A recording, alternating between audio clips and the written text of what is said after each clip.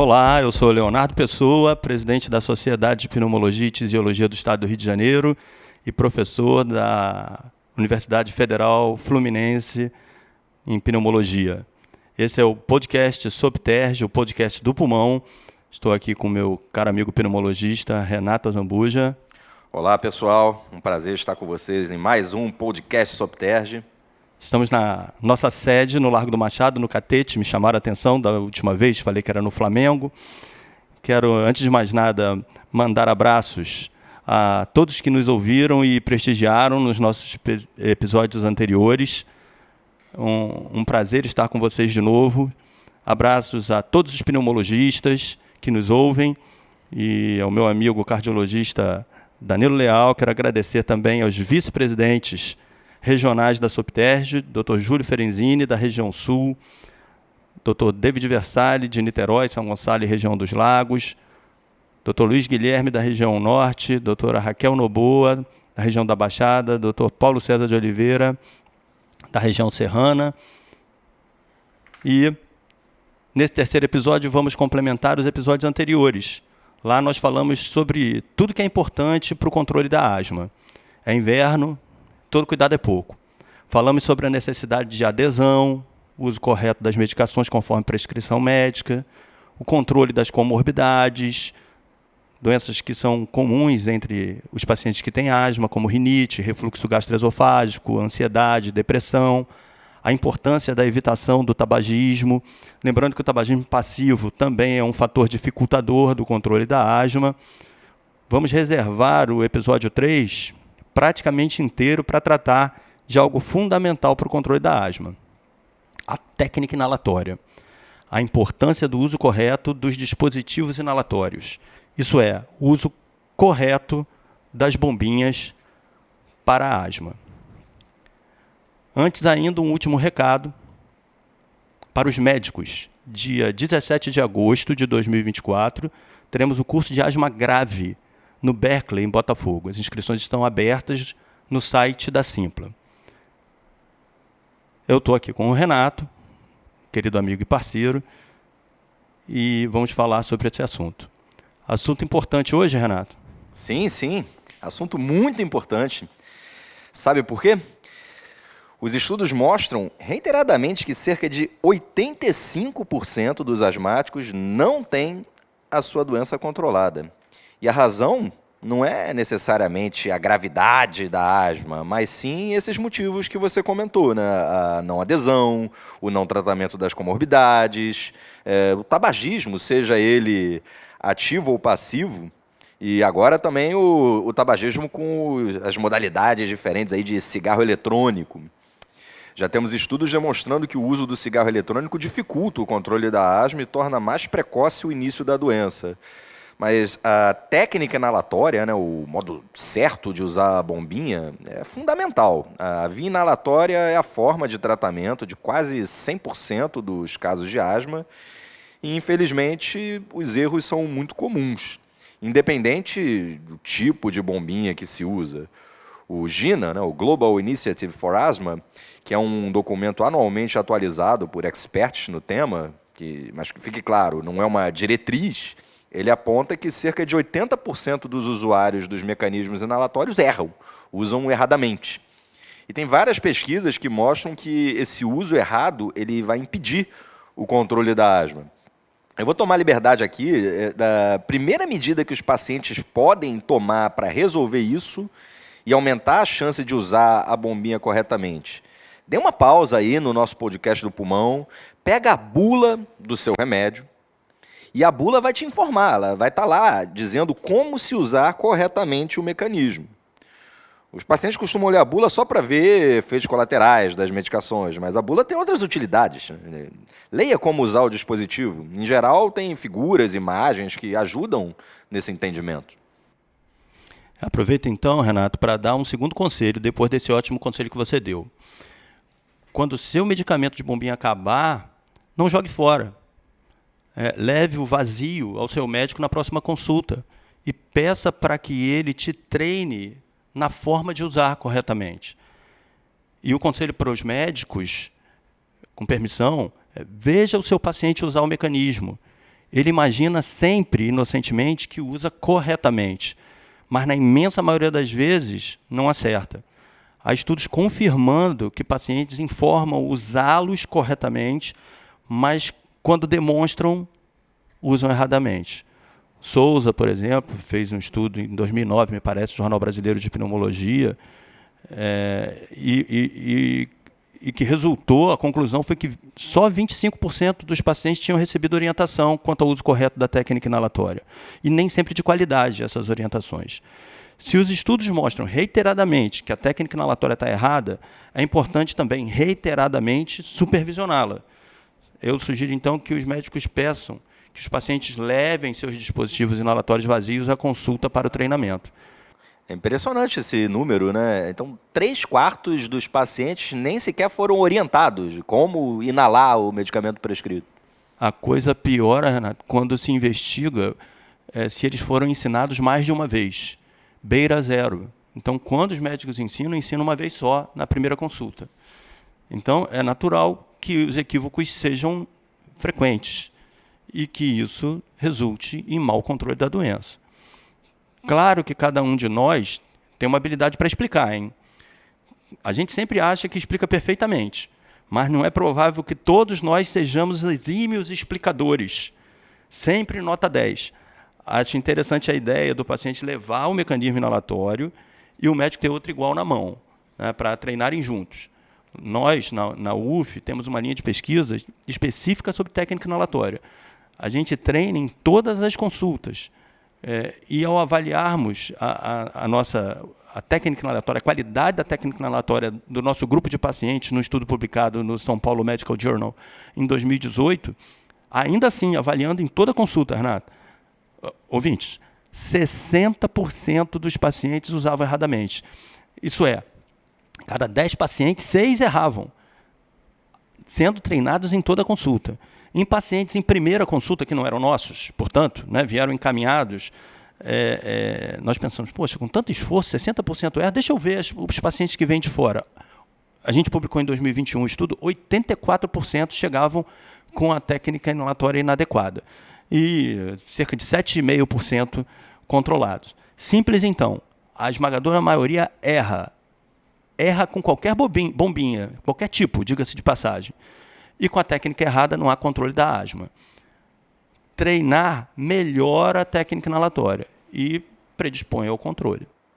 É um detalhe que é importante ressaltar, né? É verdade, erra-se muito com qualquer mecanismo e temos fundamentalmente 3 tipos de dispositivo.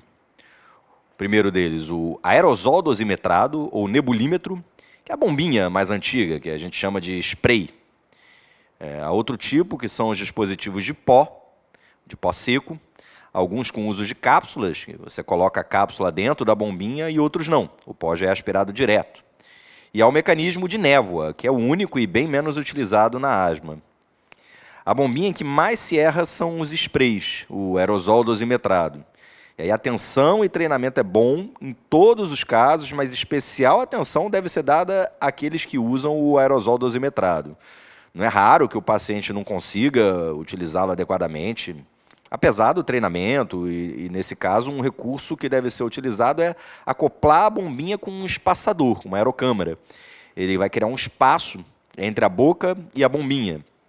É uma espécie de uma garrafinha plástica que é vendida em lojas de material médico e mesmo algumas farmácias dá para achar isso com alguma facilidade. Nós vamos mostrar o uso com vídeo no nosso episódio 4. E antes de usar, quase sempre é preciso preparar o aparelho. O dispositivo para o uso, encaixar uma cápsula, por exemplo, ou alguns têm uma alavanca que precisa ser empurrada. E os erros acontecem nessa fase do uso do dispositivo, mas nessa etapa de uso é onde mais se acerta. Mas e nas outras etapas costuma ter problema de uso, não é mesmo, Léo? É verdade, Renato. Assim, para montar o aparelho, para encaixar a cápsula ou para empurrar as alavancas, os pacientes erram um pouco. Para usar os mecanismos inalatórios, e em todos eles é preciso, então, primeiro preparar com encaixe de cápsula no seu interior. Depois disso, É nas próximas etapas que os pacientes erram, ouvintes. Então, é preciso expirar ar para fora até o volume residual antes de encaixar o aparelho na boca. Quando não se conseguir mais expirar, aí encaixa seu aparelhinho na boca, com o pulmão vazio, e se aspira a medicação. Traduzindo, é preciso esvaziar completamente o pulmão, até não poder mais, com a bombinha longe da boca. E quando os pulmões estiverem totalmente vazios, encaixe a bombinha na boca e inicie uma única aspiração, um chupão, uma aspiração longa, não muito lenta, não muito rapidamente, até o máximo possível. Isso é, até a capacidade pulmonar total para os médicos. Depois disso, apneia significa prender a respiração por 10 segundos. Isso serve bem para os mecanismos de pó, que o Renato comentou. Para o uso do aerosol dosimetrado, o spray, há um detalhe a mais.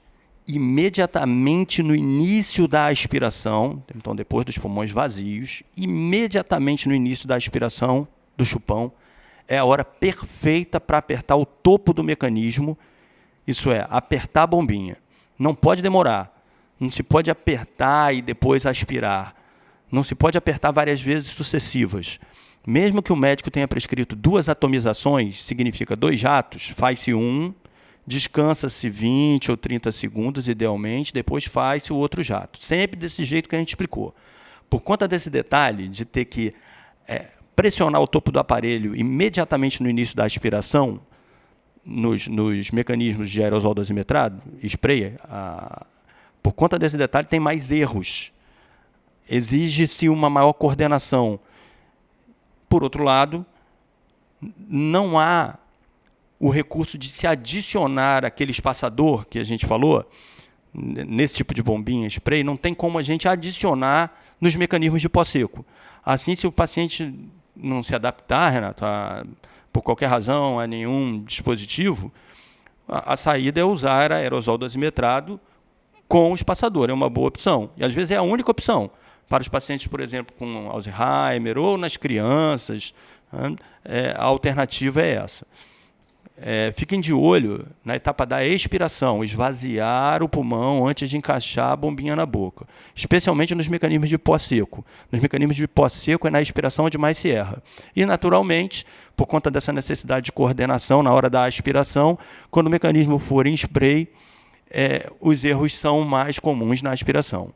No mais é treinar, assim, é preciso conscientizar. Parece que ainda é necessário conscientizar médicos quanto à elevada frequência dos erros da técnica inalatória, a importância de sua realização correta, a importância de que o médico ensine e supervisione para se obter o controle da asma.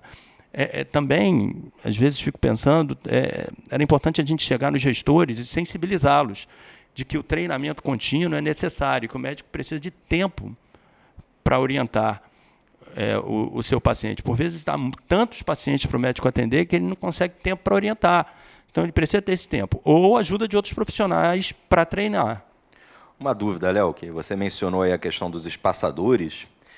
Às vezes, o paciente vai comprar um espaçador na farmácia ou na loja e vem lá esse cilindro de plástico que você mencionou, mas vem uma máscarazinha também, né? E aí, assim, usa com a máscara, usa sem a máscara? Como é que é isso? A teoria até 6 anos de idade, você usa com a máscara. Há casos e casos, né? Depois disso, você pode tirar a máscara e simplesmente encaixar no bocal, encaixar a boca no bocal diretamente. Eu tendo, Renato, quando eu cedo a ideia de que o paciente não tem alternativa, ele só tem alternativa de usar spray, aerosol dosimetrado, com espaçador. Eu sempre oriento a usar com máscara. Pressiona o mecanismo, tá? E 4 aspirações, nem rápido nem devagar, ou 5 pela boca, descansa, tira e depois faz de novo, né? Quase sempre eu uso com máscara. Tá. Bom, outros pontos importantes, né? Durante o tratamento é fundamental manter a supervisão e o treinamento dos que erram a técnica inalatória, mas não deixar de supervisionar também a técnica do paciente que acerta a técnica Então, se um paciente teve na última consulta, você observou para os médicos agora, né? E ele fez a técnica certinha, perfeito, beleza, aqui o trabalho com ele já está feito, não preciso mais me preocupar com isso nas consultas seguintes. Não é verdade. Há pelo menos um estudo que confirmou que a técnica correta apresentada numa consulta não garante que a técnica inalatória vai continuar sendo correta eternamente. Então, mesmo nesses, a gente precisa continuar vigilante para esse aspecto. E, finalmente, eu relembro que nas bombinhas quase sempre tem um corticoide numa dose bem baixinha, né, para que ela seja segura, mas também essa dose baixinha pode ter efeitos colaterais locais e deve-se sempre lavar bem a boca após o uso da medicação inalatória para evitar candidíase, que é vulgarmente chamada de sapinho, né? Eu costumo dizer que lavar não é escovar o dente, né? Que às vezes eu pergunto, você está lavando a boca depois de usar a medicação? Ah, sim, eu escovo os dentes. Mas não é só escovar os dentes, é fazer um bochecho, puder fazer um gargarejo também, que a intenção é que esse medicamento esteja nos brônquios. É ali onde ele deve fazer o seu efeito farmacológico, e não na boca nem na orofaringe. Então, bochechar, gargarejar, e não apenas escovar os dentes. Perfeito, Renato. Assim, isso é muito importante, supervisionar sempre a técnica inalatória, mesmo nos que acertam. E tentar evitar trocar de mecanismo inalatório. Às vezes o paciente já está treinado com um mecanismo, você troca para outro, ele passa a errar. Mas nem precisa, hein? Às vezes ele passa a errar com o que ele acertava. E usar mais de um mecanismo, né? Usar mecanismos diferentes também predispõe ao equívoco. Bem, a asma, a gente falou nos episódios anteriores, ela não tem cura, mas tem controle. Dá para viver com a asma com a maior parte dos dias assintomático, isso é, sem sintoma nenhum. O objetivo do tratamento é o controle, já que não tem cura. Se a medicação não chegar no pulmão, não há controle natural. E para a medicação chegar no local desejado, é fundamental o uso correto da técnica inalatória, do mecanismo inalatório. E para o uso correto, por sua vez, é preciso ensino e treinamentos sucessivos. Recado para os meus pacientes, né? Levem sempre suas bombinhas vazias para treinarmos juntos na próxima consulta. Eu peço lá no Hospital Universitário Antônio Pedro, assim, tragam, eu não sei quantos % levam, mas eles levam. E vamos imaginar que metade leve. A metade que leva se sai muito bem. A metade que não leva eu fico desconfiado, de que só os bons alunos me trazem, né? Então, recado, aproveito a oportunidade para pedir a todos que levem seus mecanismos para a gente treinar juntos. E sugiro que os médicos compartilhem esse podcast com seus pacientes e convidem para o treinamento. Façam a mesma coisa, uma sugestão. De acordo, Léo. Bom, começando então a finalizar o nosso episódio, agradeço todos os ouvintes, não deixem aí de curtir, de compartilhar o nosso podcast, faz seu comentário, seja no YouTube, seja no Spotify. E não percam o nosso próximo episódio, onde nós demonstraremos o uso correto de vários dispositivos inalatórios. Bem, finalizando então, agradeço ao Renato, agradeço a toda a minha equipe, agradeço aos ouvintes. Esse foi então mais um episódio do podcast Sopterge, o podcast do pulmão. Até breve, foi um prazer.